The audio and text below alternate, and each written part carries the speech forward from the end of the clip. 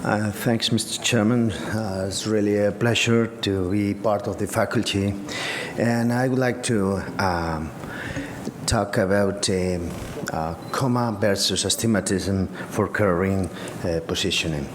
Many years ago, Paulo Ferrara told us that the best way to implant the rings were the steep meridian on the cornea, and then decide whether to put one or two rings, usually the thicker one in the more, let's say, red part of the topography.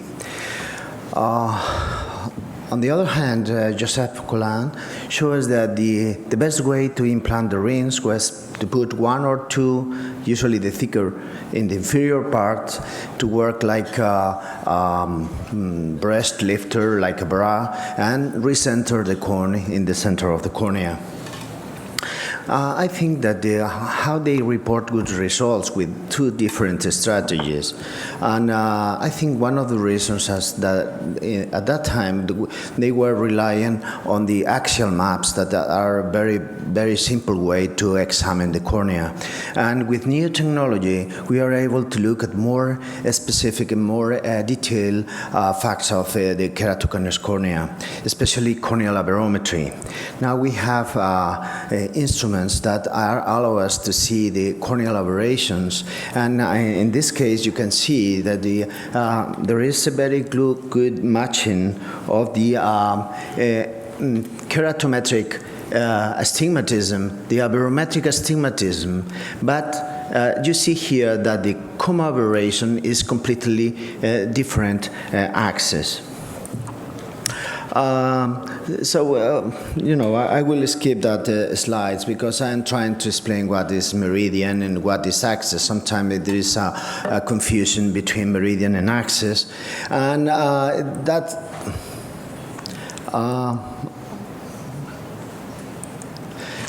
when we talk about Coma, we would like to have some reference to talk about. So I mean with Coma meridian, because in Coma you cannot talk about axis, and it's better to talk about meridians. And we have the Coma meridian is where the radial profile shows the maximum amplitude. But for analogy, we may use the meridian where is the minimum amplitude as the coma axis. So I will refer that as a coma axis. Another point I think we should mention is that it depends how you look at the aberrations that make a big difference. If you use a pentagram, the usual way to look at this is a wavefront error, and you see here in the upper part.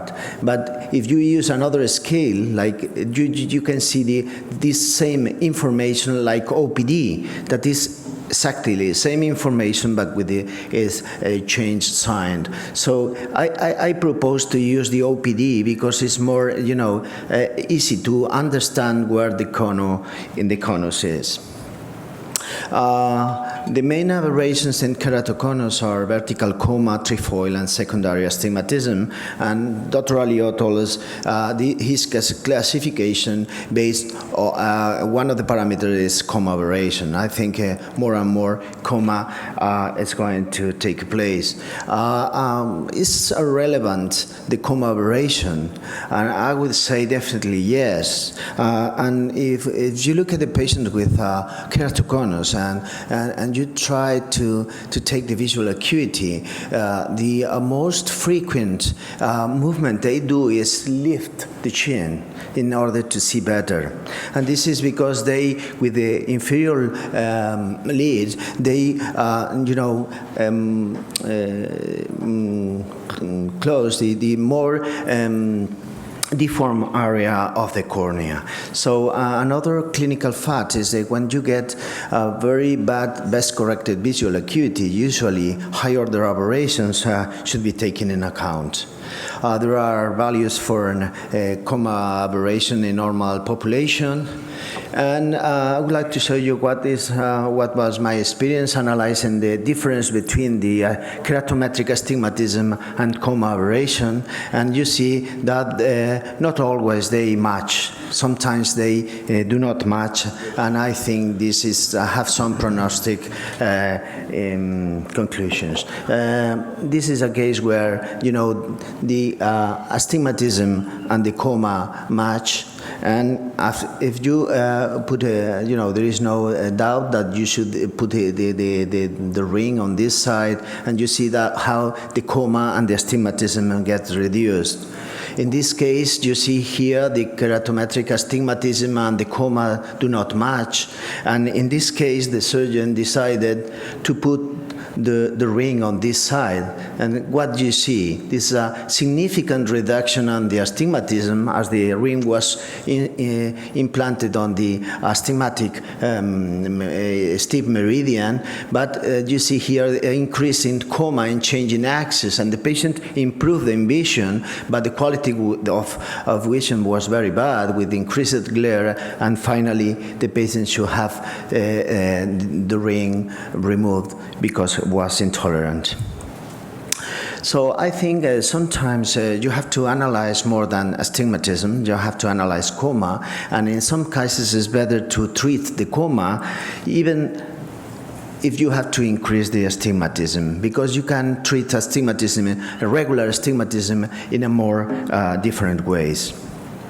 We presented some results using intracorneal rings based on the coma axis as electronic poster in the ESCRS 2006, and we could demonstrate some kind of effect on the high-order aberrations implanting the rings. So if there is agreement between both, it's easy to decide, and we expect good outcomes using the rings. But if they do not match, there is some disagreement. You have to choose between one or the other, and or perhaps in the future we will have some custom designs to improve both at the same time.